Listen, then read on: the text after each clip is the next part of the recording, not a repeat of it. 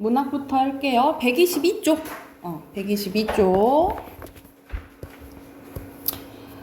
자, 고전 소설에 대해서 이제 하는데 거의 이제 마지막 끝부분이에요. 거의 이제 이 교재가 이제 마무리되고, 우리가 이제 시험 대비, 다음 주부터 이제 시험 대비 들어갈 건데, 아마 이제 이번 주에 이 문학책이 끝날 것 같아요. 내일까지 하면은, 내일까지 하면 문학책이 끝날 것 같고, 시험 대비 중간고사 끝나도 나머지 비문학이랑 문법책 있잖아. 그걸로 이제 진도 계속 나갈게요. 그래서 이제 2학기 마무리하고, 이제 2학년 되기 전에 이제 뭐 어떻게 새 교재를 들어가거나, 그때 이제 변동할게. 자, 122쪽 보면은 이제 고전소설의 종류에 대해서 나오는데, 여기서는 이제 그렇게 특별하게 이제 외우기보다는 이런 것들이 있다라고 이제 알아두시면 될 것 같아요.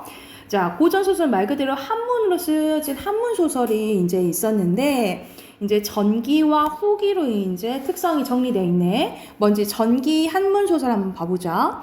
자, 설화적 단순성을 지향하고, 우리 예전에 이제 입으로 전해지는 게 설화잖아요. 그때 이야기는 되게 간단하잖아, 그치? 그것을 조금 지향하고 허구성을 갖춰 조금 더 형식과 내용을 이제 발전시켰다라고 보시면 되겠죠.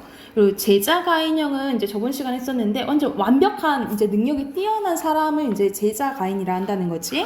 이 제자 가인 인물들이 작품의 주인공으로 등장하고 전기적인 요소가 많이 나타납니다. 전기적인 요소라는 것은 비현실적인 이야기들이 많이 나타난다라고 보시면 되겠죠.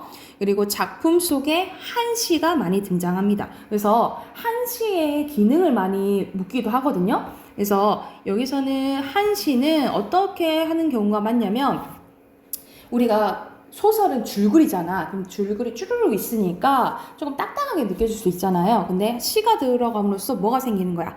약간 운율이 생기잖아요. 그쵸? 이런 운율적인 요소가 이 소설의 단조로움을 조금 없애준다 라고 보시면 되고요.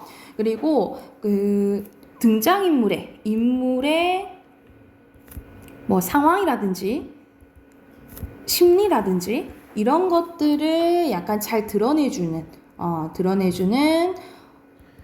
역할을 해준다 라고 보시면 되겠죠. 이게 한시의 역할이라고 보면 돼. 그러니까 아마도 이 작가의 의도에 따라서 각각 다를 수도 있는데, 보통 이제 예를 들어서 님이 너무 그립다라든지 그런 내용을 이제 담거나, 아니면은 내가 지금 너무 속상하다는가 이런 게 이제 압축적으로 나오는 경우가 있다라고 생각을 하시면 돼요. 그래서 한시에 약간 기능적인 것을 묻는 문제가 이제 가끔가다 나온다라고 생각을 하시면 됩니다. 후기 한문 소설에서는 지식인으로서 사회적 책임을 자각한 실학자들에 의해서 사회적 모순을 비판하는 작품들이 나옵니다. 그러니까 조선 후기 때는 실학이 이제 들어오게 되는데, 이제 실학이라는 것은 실제 생활에서 이제 도움이 되는 것들이 먼저 우선해야 된다라는 거지. 그러니까 예를 들어서 내가 너무 배가 고파. 그럼 5,000원 있으면 옷을 사야겠니? 먹을 거 사야겠니? 먹고 사야 되잖아, 그치? 그러니까는 우선 백성들이 먼저 먹고 사는 거 먼저 하고, 그 다음에 제도라든가 이걸 해야 된다라는 게 실학사상의 대표적인 거라 생각하시면 돼요. 그래서 허례허식이 많은 이제 양반들이 오히려 양반을 비판하는 경우가 있다라는 거예요. 사회적 모순을 비판하는 작품들이 나타난다라고 보면 돼. 그래서 여기서 나오죠. 실학자들이 추구하던 현실성과 실리적인 특성이 드러난다라고 보면 되겠지. 대표적인 박지원은 양반이지만 양반을 이렇게 비판하는 글을 이제 썼다라고 보시면 돼요. 자, 그리고 그 다음에 넘어갈 게 군담 소설인데, 말 그대로 전쟁이 나오면 군담 소설을 생각하면 돼.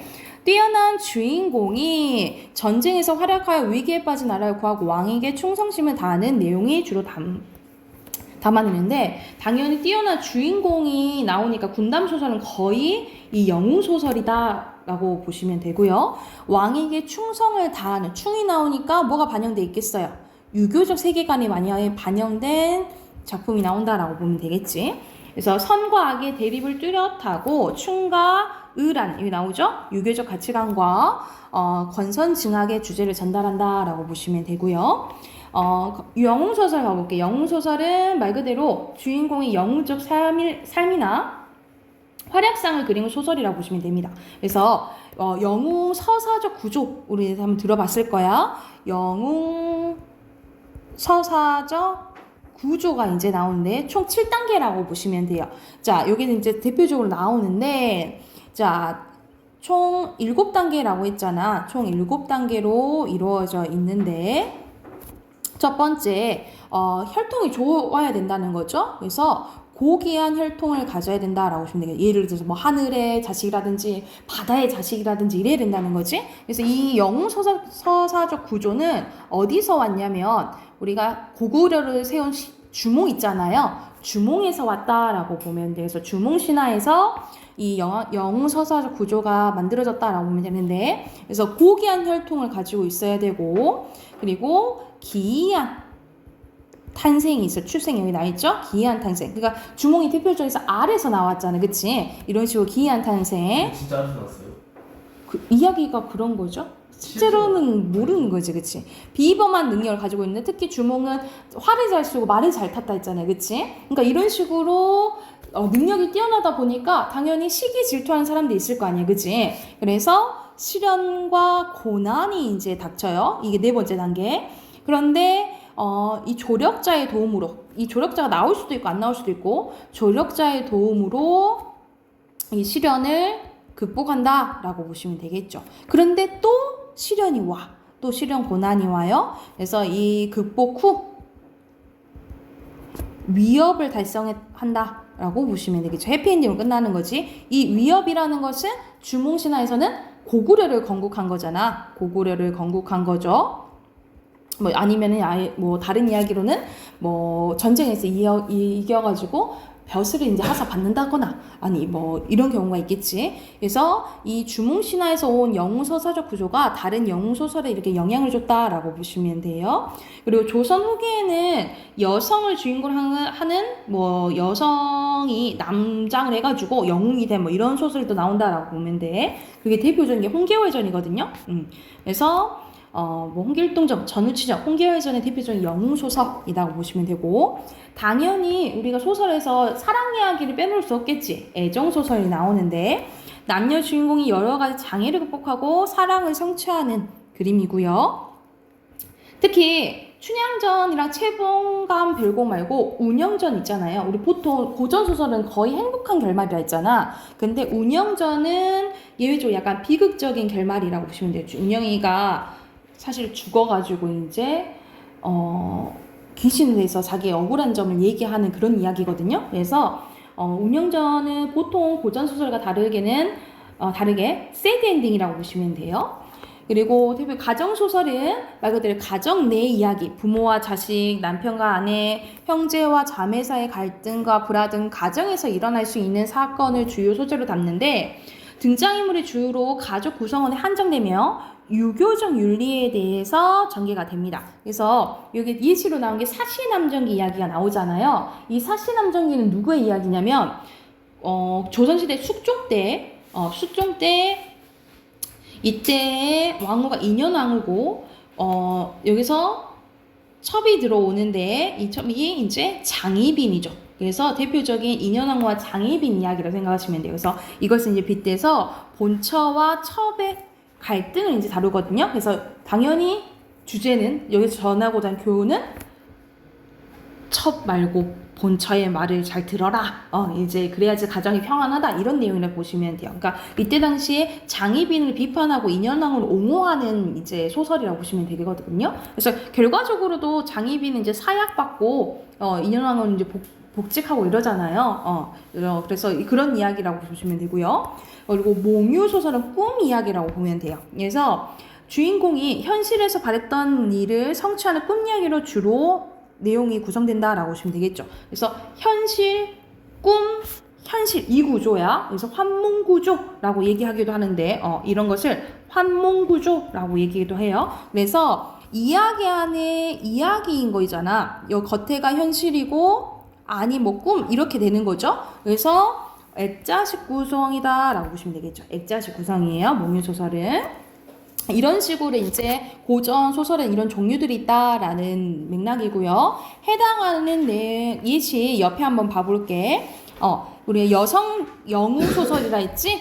홍계월전이 나와 있네. 홍계월전의 일부 내용 보면 자, 부모를 잃은 개월이 여공에게 구출된 후, 여공이 이제 여기서는 이제 조력자 역할을 했다는 거죠. 그쵸? 이름을 평국이라고 고치고, 남장을 한 거야. 여공의 아들, 보국과 한 스승 밑에서 함께 학문을 배워 과거를 급제하게 됩니다. 나라에 큰 반란이 일어나자 개월은 원수는 이제 거의 장군 중에 장이라고 보면 되겠지? 보국은 부원수가 돼요. 그러니까 여기서 뭘 알 수 있어? 남성보다 더 능력이 좋은 여성의 모습을 보이는 거죠. 그죠? 이를 평정하고 개월이 잃었던 부모를 찾게 됩니다. 그 후 개월이 병이 나자 황제는 어의를 보내 치료하게 되는데 어의는 개월이 여자일 가능성이 있다고 황제에게 아뢰게 돼요. 이때 여기서 평국은 홍계월을 얘기하는 거죠. 그쵸? 병세 처차 나음에 생각하되 어이가 내 맥을 보았으니 본색이 탈로 날지라 이제 할 일이 없으니 여보를 고쳐있고 귀중에 몸을 감추어 세월을 보내면 옳다. 이제 다시 여자로 돌아가야 되겠다 라고 생각을 한 거야. 하고 즉시 남복을 벗고 여복을 입고 부모님을 뵙고 흐느끼며 두 볼에 눈물을 흘러내리거늘 부모도 눈물을 흘리며 위로하더라. 개월 비가 마여 우는 거동은 추 가을 9월 연합꽃이 새우를 머문 듯 초생딸을 수은에 잠기 듯하며 비유법 나왔네요. 아리따운 모습은 당대의 제일이라. 게다가 얼굴까지 이쁘기도 했나 모습이. 개월이 황제께 이제 상소를 올려서 이것을 이제 황제가 보신 거예요. 한림학사겸 대원수 자승상 청주후 평국은 머리가 땅에 닿도록 거듭 절을 아뢰옵니다. 신첩이 5세 이전에 장사랑 별난의 부모를 잃었고 도적 맹기를 만나 수중 고운이 되었 것을 여공의 덕으로 살아났음에 1년을 생각하온 즉 여자의 행색으로 해서는 규중에 늙어 부모의 해고를 찾지 못함이 되었고 여자의 행실을 버리고 남자의 복색을 하와 황생의 속이 없고 조정에 들어싸우니 신첩의 죄 죽어도 아깝지 않으며 큰 벌을 각오하고 있기에 유지와 인수를 올립니다. 임금을 속인 죄 처벌해 주세요 하고 이제 죄송한 마음으로 이 상소를 올린 거야. 근데 이 천자가 글을 보시고 용상을 추임 말하기를 평국을 누가 여자로 보았으리라 고금에 없는 일이다.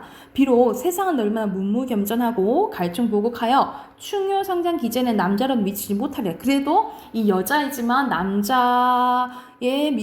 남자라도 어떤 남자라도 이 홍계월보다 못하다. 그래서 여자나 벼슬 어찌 거두리요 하면서 여기서 홍계월을 이제 약간 용서하는 이제 내용인 거죠. 그러면 이제 빈칸 넣어볼게. 여기서는 홍계월이라는 영웅의 일대기를 보여주는 한편의 영웅 소설이죠. 빈칸 영웅이고요. 홍계월은 어려서 부모와 헤어져 조력자인 여공을 만났다 했지? 빈칸 여공. 밑에 OX 문제네. 이 소설은 유교적 가치관을 지닌 주인공이 전쟁에서 활약하고 왕에게 충성을 하는 군담 소설 맞겠죠, 그치? 맞고요. 그리고 이 소설에서 천자는 홍계월이 여성이라는 것을 알게 된 후에 벼슬을 거두지 않는데 이게 여성 소설의 한계요? 전혀 아니겠지. 차라리 만약 거뒀으면 한계가 되는데 안 거뒀잖아. X겠죠. 그리고 밑에는 선생님이 구조 아까 전에 7가지 구조 얘기해 줬잖아. 거기에 대한 내용이 정리되어 있다라고 보시면 되겠죠. 그래서 순서대로 고기 그리고 비범한 능력이죠. 그리고 가족 또는 뭐 혈육 뭐 이렇게 써도 되고 그 다음에 성인 또는 어른 뭐 이렇게 써도 돼요. 그리고 마지막에 위협을 달성했다 라고 보면 되겠죠. 에어컨 몇 도예요? 24도. 아직도 추운데요? 그럴까? 네. 야외에서 마시죠. 막 그렇게 덥지는 않으니까 그지? 자, 뒤이어서 한쪽 더 할게. 자, 판소리계 소설이 나옵니다. 우리가 판소리계 소설은 판소리가 먼저고 그 다음에 이것을 기반으로 만들어진 게 판소리계 소설이라고 보시면 돼요. 먼저 판소리에 대해서 설명이 나와 있네. 판소리는 창자, 노래를 부르는 사람이지? 이 창자한 사람이 북을 치는 고수의 북잔단에 맞춰서 서사적인 이야기를 소리 아니리를 엮어서 발림을 곁들인 구현하는 우리 고유의 예술 양식인데 그래서 막 엄청 오래 하면 막 3시간이고 4시간이고 하잖아요. 그래서 민간에서 구전되는 이야기를 말 그대로 설화를 바탕으로 하기 때문에 대부분의 이를 근원설화를 가지고 있다라고 보시면 되고요. 그리고 판소리를 글로 적어 엮은 대본을 판소리 사설이라고 합니다. 그러니까는 이런 말투를 판소리 사설체 이렇게 얘기하기도 해요. 자, 구성 요소는 노래인 창, 그리고 안일이 중간중간 설명하는 말이에요. 그리고 발림, 너름새 동작이고요. 추임새는 고수가 얼쑤 이렇게 하는 것이 추임새라고 보시면 되겠죠. 그래서 창, 안일이, 발림, 추임새 이렇게 구성이 되어 있는 거고, 이 판소리 이야기를 기반으로 만들어진 게 말 그대로 판소리계 소설이에요. 그래서 말 그대로 판소리는 거의 음악이잖아요, 그치? 그렇기 때문에 판소리의 영향을 받아서 대체로 사음보 율문체라고 보시면 돼요. 운율이 느껴진다라고 보시면 되고, 특정 장면이나 일부를 부각시키기 위해서 일부 내용만을 극대화해서 제시되기도 하거든요. 이 부분을 뭐라 하냐면 옆에 써놓자. 이것을 장면의 구체화라고 해요. 장면의 구체화라고 하는데, 그러니까는 한 줄이면 끝날 그 장면을 엄청 자세하게 표현하는 경우가 있어요. 그래서 이 부분이 어디서 많이 돋보이냐면 춘향전에서 되게 돋보이거든요. 그래서 춘향전에서 만약 그 이몽룡이 암행어사로 나와서 암행어사 출두요라고 했어. 그때 막 사람들이 도망가는 장면을 그냥 사또들이 도망가더라 이 한마디면 할 걸 엄청 몇 줄이나 자세히 표현한 부분이 있는데 그것을 장면의 구체화라고 해요. 그래서 이 부분이라고 보시면 되고, 그리고 배경이 되는 지역의 민속, 생활상, 사상 등을 비교해서 잘 표현하고 있어서 그 지역의 특성을 나타내주는 향토 문학으로서의 성격을 지니고요. 긴장과 이완의 서사적 구조로 짜여 있어서 그 구성의 전개는 극적이고 단일하다라고 보면 되고, 지배계층의 횡포와 부패를 폭로하고 그들의 위선적인 생활을 고발하기 위한 방법으로 해악과 풍자가 많이 드러난다라고 보시면 되겠죠.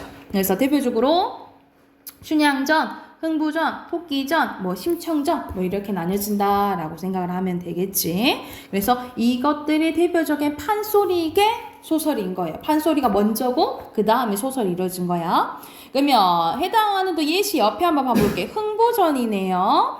자, 앞부분 줄거리 보면은 여러분 잘 알고 있지만 놀보와 흥부가 살았는데, 놀보는 부모님의 유산을 독차지하고 흥부를 내쫓고, 흥부는 외품팔이까지 해보지만 가난해서 벗어나지 못한 상황인 거지. 그래서 알다시피 흥부가 제비를 치료해주고 박씨 하나를 이제 물어다 주는 거죠. 자, 기억 부분에 들어갈 거네, 그지? 기억 부분에 이제 들어갈 부분을 이제 찾는 건데, 말 그대로 기억 부분은 뭐라고 보시면 되냐면, 말 그대로 설명해 주는 거잖아. 말이 쭈르륵 나온 거지, 그치? 그러면 말에 해당되는 거 뭐예요? 안일이가 되겠지, 그치? 그래서 2번에 바로 쓸 수 있겠지. 기억에 들어갈 말은 안일이죠, 그쵸? 안일이. 그래서 설명하는 부분이고, 자, 이거는 크게 내용 안 봐도 바로 풀 수 있어요. 1, 2, 3 바로 가볼게. 자, 이거는 판소리죠. 가는 판소리고, 그리고 나는 판소리계 소설이야. 판소리계 소설이야. 그래서 여기서는 하층 계급의 언어뿐만 아니라 상층 계급의 한문도 나오거든요.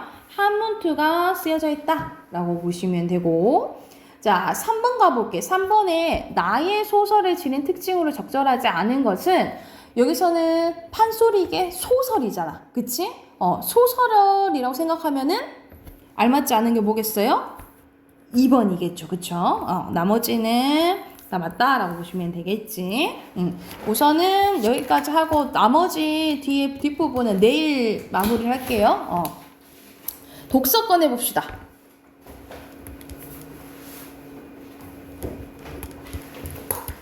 독서 오늘 7대2 할 차례예요.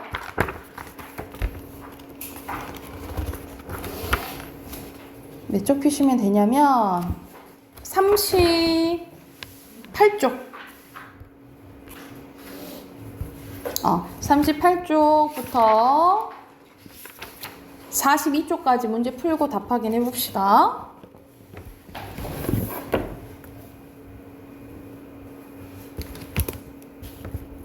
할까요?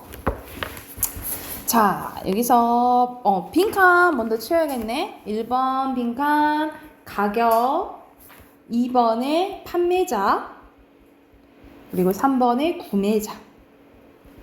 이거는 이제 본문에서 한번 했던 지문이죠. 4번에 영국식, 5번에 오름, 6번에 네덜란드. 7번에 내림. 8번에 최고가. 9번에 자신. 10번에 차가. 그리고 11번에 두 번째. 그리고 12번에 가격 결정. 13번에 종류예요. 자, 그래서 여기 이제 3문단에서 5문단의 내용 전개 방식인데, 여기서는 그 경매의 종류에 대해서 나오는 거잖아. 그럼 종류를 나누는 거잖아요. 그쵸? 그래서 어떤 일정한 기준으로 나누는 설명 방법은 두 음절로 분류예요. 얘는 분류가 쓰였다라고 보시면 되고, 그리고 이번에는 세 가지의 경우를 쓰래. 그리고 이어진 문장으로 형식으로 써. 뭐뭐 하고 뭐 이렇게 뭐 하거나 이어져야겠죠? 그래서 여기서는 어디가 나와 있냐면, 경매가 이루어지는 결정하는 이유는 첫 번째 문단에, 자, 첫째 이렇게 쓰고, 첫째, 수요자들이 해당 재화의 가치를 서로 다르게 평가하고 있거나, 둘째, 해당 재화의 가치를 정확히 가늠할 수 없을 때, 그리고 세 번째는 어디 있냐면 이 문단에 있어요. 구매자와 판매자의 숫자가 극단적으로 불일치할 때, 이어서 가격을 결정하는 유용한 방법이기 때문이다. 이렇게 쓰면 되겠지. 이 세 가지 쓰시면 돼요. 됐나요? 자, 그리고 3번에는 어휘 문제지. 알맞지 않은 것은 3번이죠. 어떤 것을 받아들이는 거 우리가 수용이란 뜻이잖아. 지불은 이렇게 돈 내는 거지, 그렇지?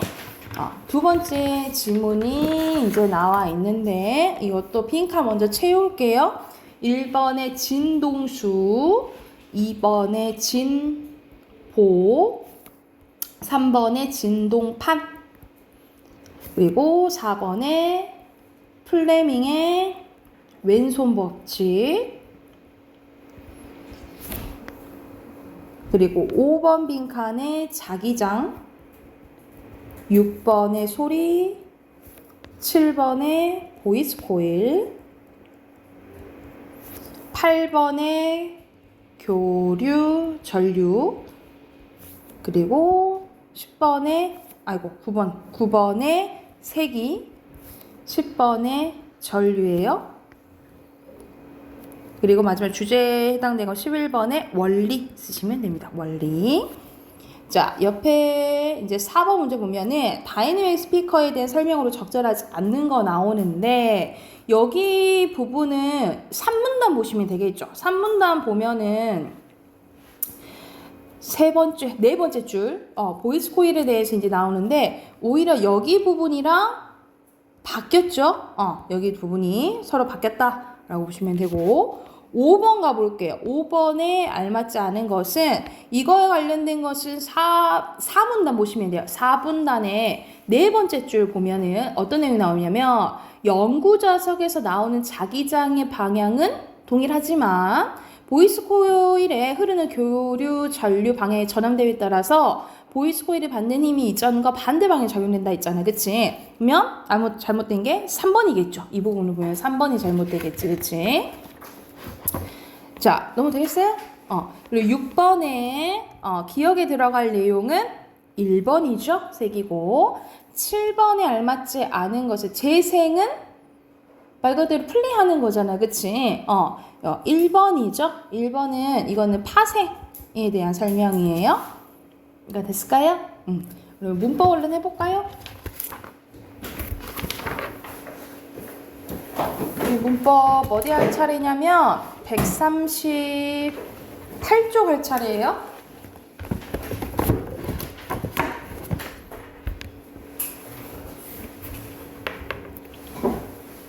우리 앞에서 피동이랑 사동 했고, 오늘 할 부분은 이제 부정 표현인데, 부정은 이제 간단해서 바로 이제 설명하고 문제 풀이 할게요. 자, 부정 표현은 말 그대로 긍정에 대해서 언어 내용의 의미를 부정하는 거죠. 그래서 크게 보면 의미에 따라서 나눈 기준이 의미에 따라서 의지 부정과 능력 부정으로 나뉘시고요. 길이에 따라서 짧은 부정문과 긴 부정문으로 나뉘어진다라고 생각을 하면 되겠지. 그래서 아이 표로 이제 보면은 이런 식으로 이제 여기 표현이 다 부정 표현이라고 보시면 돼요. 그래서 안부정문, 못부정문, 말다부정문 이렇게 있는데, 자, 그거에 대한 설명이 옆에 이제 크게 나와 있죠. 안부정부터 봐볼게. 안부정문은 말 그대로 의지부정이라고 하는데, 예를 들어서 우리가 예시를 보면은, 예시를 든다면 내가 밥을 안 먹었다와 못 먹었다는 다르잖아요. 그쵸? 안 먹은 건 자기의 의지로 안 먹은 거지. 그치? 그래서 의지부정이라 한다는 거야. 그래서 실현 방법으로는 짧은 부정문은 안 플러스 용언이에요. 그래서 안이 용언을 꾸며주는 거잖아요. 그치? 그래서 이때 안을 뭐라 부르냐면 부정, 부사 역할을 한다라고 보시면 되죠. 이때는 부사로 쓰인다라고 보면 돼. 그리고 긴 부정문은 용언 어간에다가 뭐뭐하지 않다, 아니하다가 붙는다라고 보시면 되겠죠. 그래서 여기서는 이제 서술의 역할을 하는 거지. 그래서 어떻게 안부정문 어떻게 실현이 되냐면 짧은 부정문과 긴 부정문으로 나뉘어진다라고 보면 돼요. 그런데 예를 들어서 해가 안 떴다라는 문장이 있어. 그러면 해가 지 의지로 안 뜬 거야? 그거는 아니잖아요. 그럴 때는 뭐라 하냐면 단순 부정이라고 해요. 그래서 안부정문은 크게 두 가지가 아니에요. 의지 부정과 단순 부정이 있다라고 보시면 돼요. 의지 부정도 있고 단순 부정이 있다 이렇게 보시면 되겠죠. 그래서 여기서 옆에 못 부정문 하고 옆에 보자. 못 부정 우리가 밥을 못 먹었다라는 건 그런 상황 때문에 그런 거잖아요. 그치? 그래서 여기서는 능력 보통 우리가 학교 문법에서는 능력 부정으로 포괄시키긴 하는데 크게 두 가지로 나뉘시기도 해요. 어떻게 나뉘시냐면 말 그대로 능력 부정이나 상황 부정 이렇게 나뉘어지거든요. 그래서 예를 들어서 내가 바빠가지고 못 먹은 거는 상황 때문인 거죠. 그치? 근데 예를 들어서 이거는 예시로 그렇게 해야겠다. 내가 숙제를 못했어. 내가 숙제를 못했다라는 게 예를 들어서 바빠서 못할 수도 있잖아요. 그럴 때는 상황 부정이겠죠? 근데 내가 하도 계속 궁리를 해봐도 내가 그럴 뭐가 없는 거야. 풀어낼 능력이 없을 때. 그럴 때는 능력 부정이라고 보시면 되겠죠. 이런 식으로 못 부정문도 능력 부정이랑 상황 부정으로 이렇게 나뉘어지는데 보통은 이제 능력 부정이라고 얘기를 한다라고 생각을 하면 돼. 그래서 여기도 부정부사 못이 쓰이고요. 또는 뒤에 이제 서술의 역할하는 뭐뭐하지 못하다 이렇게 실현이 된다라고 보면 되겠지. 그래서 부정에는 크게 안부정문과 못부정문이 있다라고 생각하시면 되겠죠. 근데 특이하게 말다라는 이제 동사가 쓰이는데 얘는 명령문이랑 명령문은 뭐뭐하 뭐뭐해라, 뭐뭐어라라고 끝나는 거잖아요. 청유문은 뭐뭐하, 자에 끝나는 거잖아요. 그치? 여기에서만 실현되는 게 말다 부정문이라 보시면 됩니다. 그래서 뭐뭐하지 마라, 마 또는 뭐뭐하지 말자로 끝나는 게 말다 부정문이라고 보시면 돼요. 그래서 부정 표현에 크게 몇 가지가 있다? 안 부정문, 못 부정문, 말다 부정문. 이 내용이 거의 다 간단하죠. 그쵸? 해당하는 문제, 네 문제 있거든요. 바로 옆에 문제 풀어보고 답 확인해보자.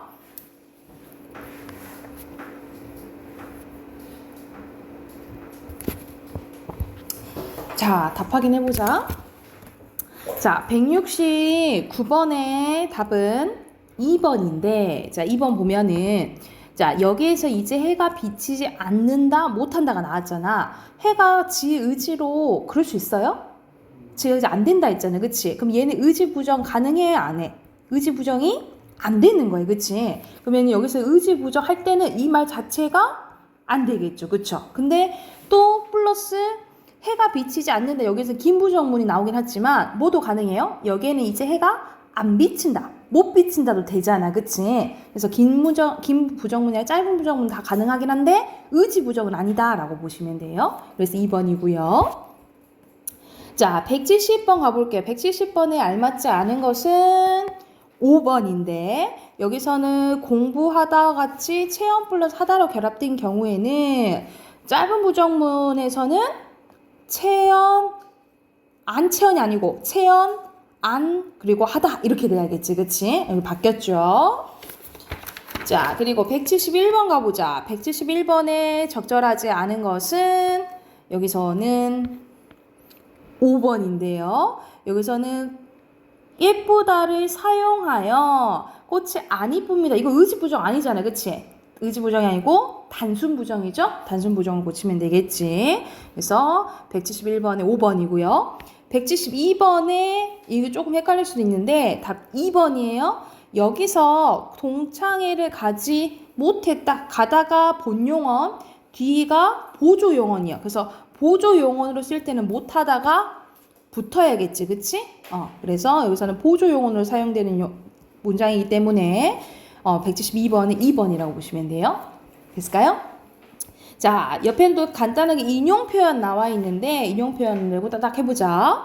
자, 인용 표현은 말 그대로 우리 인용한다는 건 다른 말을 가져오는 거잖아요. 그래서 다른 사람의 말이나 글을 끌어다 쓰는 표현으로 직접 인용이랑 간접 인용으로 나뉘어져요. 그래서 우리가 아는 문장에 대해서 했었는데 그때 이제 인용절이라고 보시면 되겠죠. 근데 우리가 직접 인용은 되게 쉬워. 근데 어떤 문제가 나오냐면 가끔 가다가 직접 인용을 간접 인용문으로 이제 바꾸는 게 나오거든요. 그때 이제 대명사나 지시표현이나 이런 걸 다 바꿔줘야 하기 때문에 조금은 신경 쓸 부분이라고 보시면 돼요. 봐볼게.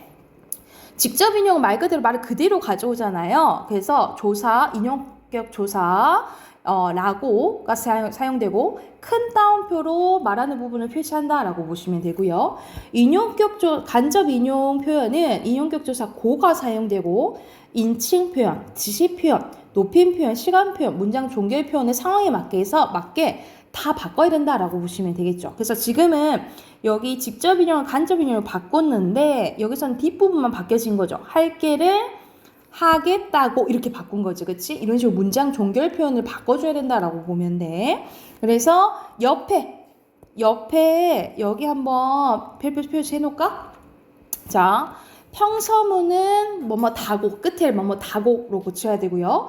의문문은 야고, 뭐 예를 들어 공부하겠냐고 이런 식으로 바꿔야겠지? 그 명령형은 라고, 그리고 청용은 쉽죠? 자고. 근데 감탄형은 평소문은 거의 똑같아요. 다고 이렇게 바뀐다라고 보면 돼. 그래서 여기를 자연스럽게 바꿔줘야 하기 때문에 여기를 좀 신경 써야 된다. 문장의 종류에 따라서 이렇게 어미가 달라진다라고 보시면 되고요. 자, 밑에는 직접 인용문을 간접 인용문으로 바꾸는 부분이 나와 있네, 그지? 그래서 첫 번째 어떻게 보면 되냐면 인용절의 문장 부호를 말 그대로 따옴표를 삭제하고요.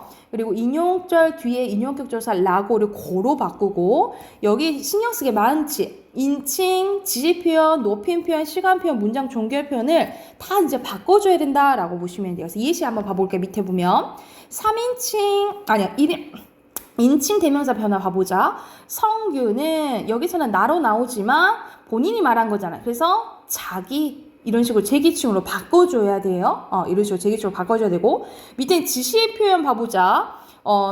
수진이는 어제 이곳이 여기가 우리 집이야. 이 여기를 거기라고 이제 바꿔줘야 돼요. 지시 표현도 바꿔줘야 된다는 거죠. 이 상황에 따라서 자연스럽게. 그리고 넘겨보면 142쪽 보면 높임 표현도 변화를 줘야 돼요. 높임 표현에 시가 사용되지 않고요. 상대 높임의 등급도 바뀝니다. 그래서 선배님 오늘은 일찍 끝내시죠.